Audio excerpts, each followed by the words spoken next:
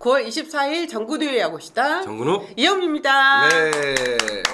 네, 첫 번째 이슈는 지난 한 주 동안에 굉장히 많이 화제가 됐던 내용입니다. 네. 순위 싸움이 지금 아직도 치열하잖아요. 5강 싸움 하고 있는 팀들마다 한 경기 한 경기 결과가 굉장히 중요하잖아요. 그런 상황에서 21일 LG와 SSG 경기에 심판 판정과 관련된 논란이 크게 일어났습니다. 21일 SSG 랜더스필드에서 열린 LG와 SSG와의 경기였는데요. 다 아시겠지만 설명을 좀 할게요. 8회 1사 만루 상황에서 SSG의 박성환 선수가 타격한 그 라인 드라이브 타구가 1루심 우효동 심판의 몸에 맞게 됩니다. 우효동 심판이 이제 바로 그 즉시에는 파울 선언을 했어요. 맞습니다. 두 팔 벌리는 게 파울이죠. 네.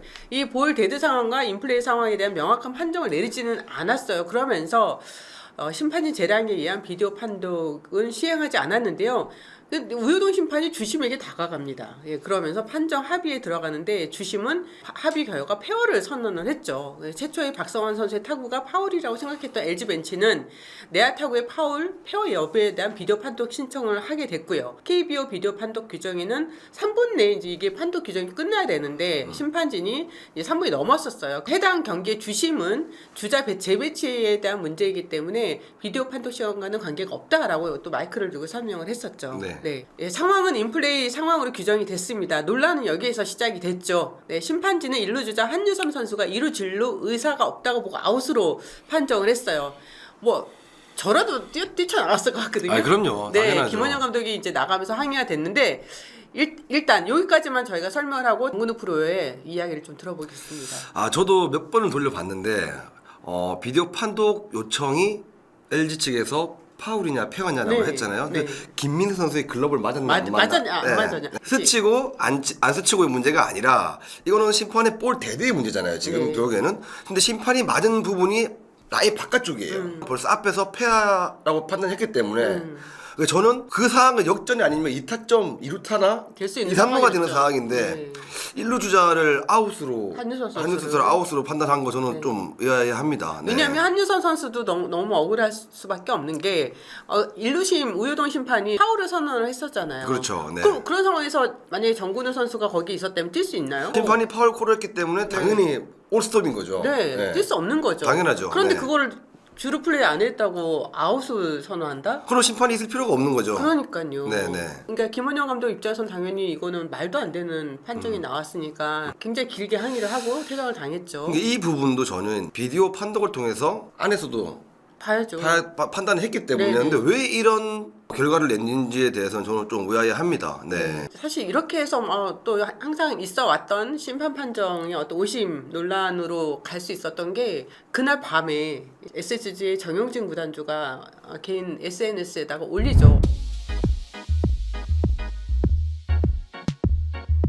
사실 정용진 구단주의 SNS는 거의 실시간으로 공개가 많이 되는 편이에요. 네. 그럼에도 불구하고 그런 내용의 글을 올렸어요. 그러다 보니까 뭐 야구 커뮤니티가 폭발 직전이 됐었죠. 그리고 그 다음날 정용진 구단주가 민경선 대표부터 고위 관계자들이 다 총 출동을 해서 KBO를 방문하는데 저는 지금까지 야구 취재를 한 일에 이렇게 구단주가 구단 대표 이사까지 다 포함을 해서 항의님 방문이잖아요. 네, 이거는요. 그렇죠. 네, 네. 이렇게 한 건 본 적이 없었던 것 같아요. 뭐 이거는 어떻게 보세요? 심판이 오심을 낼 수는 있죠. 네. 하지만 그 오심 때문에 구단주가 나서고 사장이 나서고 총 동원해가지고 호건육 총재를 만나러 KBO를 찾아갔다. 근데 호건육 총재가 만났어요. 네. 30분 정도 이렇게 면담을 했다고 기사가 났잖아요. 네. 근데 앞으로 계속 이렇게 이런 일이 있을 때마다 그러면 다른 팀 구단주도 가가지고 다른 팀 뭐 대표도 가가지고 이걸 안 만나주면 상황이 되게 웃긴 상황이거든요. 이제 계속 구단주들이 다 나가야 되는 이거 거예요. 그럼 나중에 누구는 만나주고 누구는 안 만나줍니까? 아니 그런 것도 있고 누구 구단주는 가고 누구 구단주는 안 갑니까? 그렇죠. 그럼 팬들이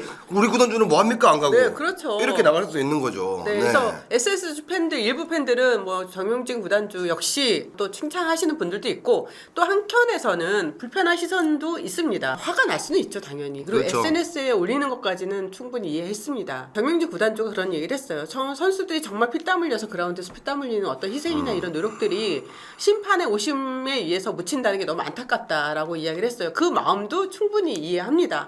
하지만 구단주가 할 수 있는 역할이 저는 따로 있다는 생각은 들거든요. 정용진 구단주가 KBO 방문하기 전에 이미 KBO에서는 우유동 일루심에 대한 징계를, 그러니까 자녀 시즌 출장 정지, 예, 모든 이제 경기에선 나가지 못하는 그런 징계를 내렸거든요. 저도 참 이런 경우는 처음 봐가지고 일단 뭐 그렇게 되면 지금까지 올 시즌에 오심 때문에 많은 얘기가 나오고 있었지만 사람이 보는 거기 때문에 심판을.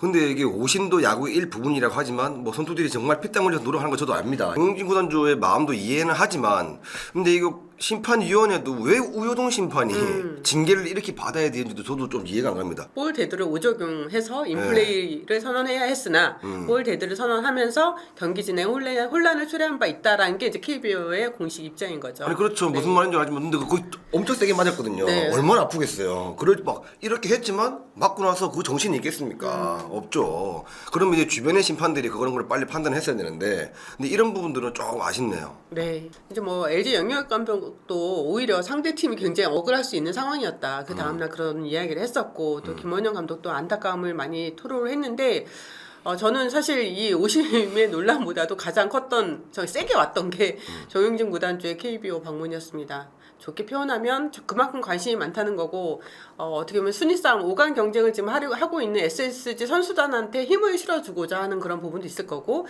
메시지를 전하는 행동이었다는 생각도 듭니다. 좋게 생각하면. 네네네. 예, 하지만 판정 때문에 KBO를 방문했다는 거를 우리가 과연 어떻게 생각해야 될지 이건 좀 두고두고 이 이야기가 나올 것 같습니다.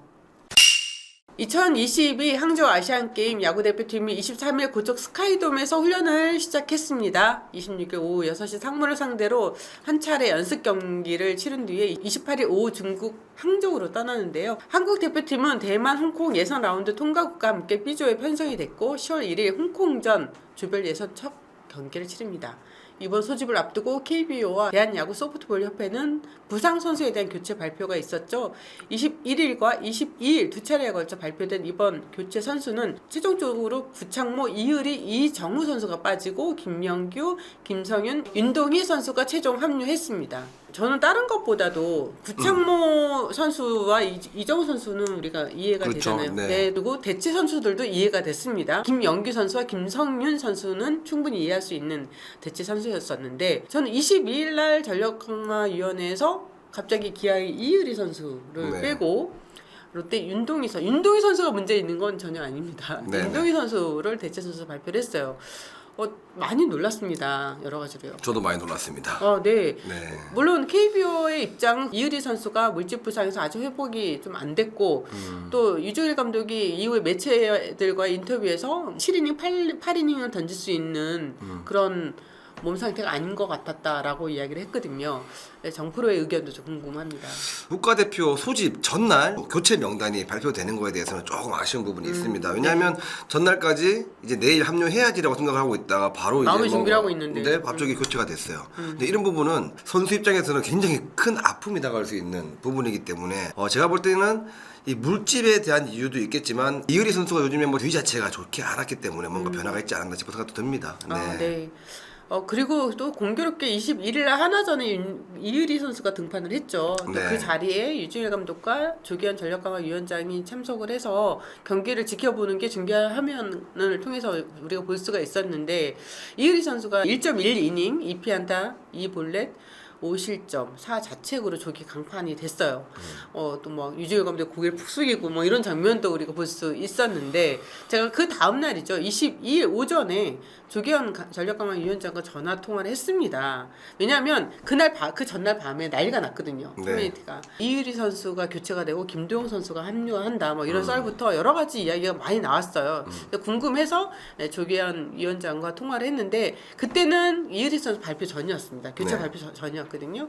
이 조기현 위원장의 워딩은 그거였어요. 어제 좀 많이 힘들어 보였다. 힘들어 보였고 좀 우리도 굉장히 심각하게 고민하고 있다. 그러나 기아 구단에서 선수의 몸 상태에 대해서 뭐라고 발표를 하지 않고 있기 때문에 지켜보고 있는 중이다라고 얘기했거든요. 네. 왜 그렇게 표현을 했냐면은 전력강화위원회에서 계속 내세운 이야기가 있었잖아요. 부진에서는 교체 안 한다. 네. 단지 부상이면 교체할 수밖에 없다. 이렇게 얘기를 했잖아요. 그러니까 기아 구단에서 뭔가 이의리 선수가 뭐 부상이나 이런 어떤 공식적인 뭐 발표를 하면 우리가 이제 그 다음에 교체 고민하겠다 이런 내용이었는데 저랑 통화하고 한 1시간 반이나 2시간 후에 바로 KBO에서 공식적인 발표가 났단 말이에요. 네. 그건 이미 얘기가 됐다는 거죠. 맞습니다. 네. 그 저는 이의리 선수의 교체 내용, 이 교체가 심각하게 볼 수밖에 없는 게 분명히 부진한 걸로는 교체하지 않겠다고 했는데 물집은 제가 기아 코칭 스태프랑도 통화를 해봤거든요.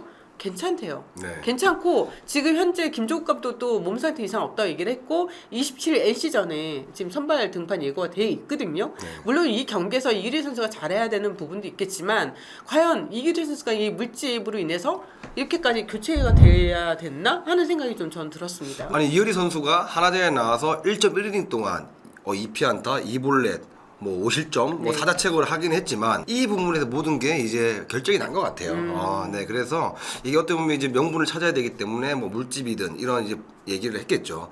기아 측에서는 뭐 부상에 대해서는 아무런 문제가 없다 그러고, 네. 근데 로테이션도 이제 정상적으로 돌아갈 거라고 하는데 지난번에 얘기했듯이. 오른손 외야수가 지금 부족하다. 네. 이런 얘기도 많이 했잖아요. 그랬죠. 그래서 뭔가 팀을 끌어가는데 이의리가 지금 컨디션이 저렇게 안 좋은데도 불구하고 데리고 가는 것보다는 외야에 뭔가 강화를 했는데 뭔가 명분을 찾았던 것 같아요. 근데 그렇다면은 지금 구창모 선수도 자완 선발인데 빠졌고 네. 이의리 선수도 자완 선발인데 빠졌단 말이에요. 네. 이 자완이 없는 그 대표팀을 꾸릴 수 있는 뭔가 그런 자신감이 있는 건가요? 아무래도 지금 아시안 게임이면 뭐 대만, 일본전이 굉장히 중요한 경기고 그렇죠. 그 두 경기에 나갈 선발들이 뭐 각빈도 있고 원태인도 있고 박성훈도 있고 이 정도는 뭐 계산이 튼다. 네. 그러면 굳이 컨디션이 안 좋은 이를 데려가야 되는 건가라는 생각도 들 수도 있는 부분이긴 하지만 부진한 거에 대해서는 빼지를 않겠다는 놓고 이런 부분이 좀 문제가 되는 거죠. 그렇죠. 이의리 선수가 이제 8월 16일 키움과의 경기에서 6이닝 9탈3진 1실점을 했고요. 시즌 10승 달성을 성공했죠. 네. 또 두 시즌 연속 10승에 성공을 했습니다. 하지만 그 이후에 어깨 통증과 물집으로 두 차례 1군 말소가 있었어요. 제가 2군 쪽에도 확인을 해봤더니 이의리 선수가 2군으로 내려간 적은 한 번도 없어요. 올 네. 시즌에. 네. 1군과 동행을 하면서 치료를 받고 몸 상태로 회복시켰습니다. 10승 달성 경기 이후에 4경기에서 이제 1패를 했고 ERA가 9.24로 부진을 했습니다.